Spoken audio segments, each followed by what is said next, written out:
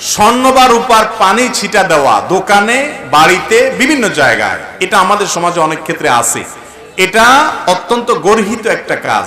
ইসলামের দৃষ্টিতে কোনো মুসলমান বরকত বা কল্যাণ আশা করবে আল্লাহর কাছে। স্বর্ণ বা রূপার ভিতরে কোনো কিছু কোরআন হাদিসে কোথাও বলা নাই স্বর্ণ রূপা ধুয়ে দিলে কোনো লাভ হবে, বরং এগুলো কুসংস্কার, এগুলো ঈমান নষ্ট হতে পারে এরকম বিষয়, শিরকপূর্ণ বিশ্বাস।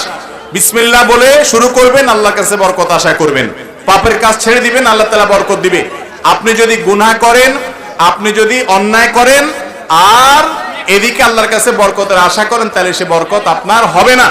আর স্বর্ণ বা রূপার পানি এগুলো দিয়ে যত ছিটেন, যত ধন, এগুলার বিশেষ কোনো কল্যাণ নাই। কোরআন হাদিসে কোথাও এরকম কোনো কিছু বলা হয় নাই।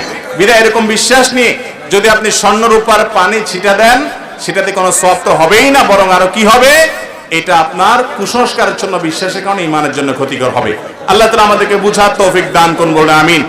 কবরের স্থানে টাইলস করা জায়েজ কিনা? কবর সম্পর্কে নবী করিম সাল্লাল্লাহু আলাইহি ওয়াসাল্লামের স্পষ্ট নির্দেশ হলো, কোন কবর পাকা করা, উঁচা করা যাবে না।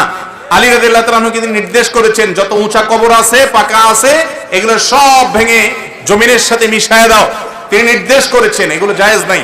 তবে হ্যাঁ, কবর, অনেকগুলো কবর আছে, কবর স্থানের চতুর্পাশে বাউন্ডারি দিলেন আপনি, যাতে করে কোনো আপনার পশু পাখি না ঢুকে বা কবরের কোনো অসম্মান না হয়, নিরাপদ থাকে লাশগুলো, মৃত মানুষের দেহাবশেষ, সেজন্য আপনি ঘেরাও দিতে পারেন, পাকা করতে পারেন।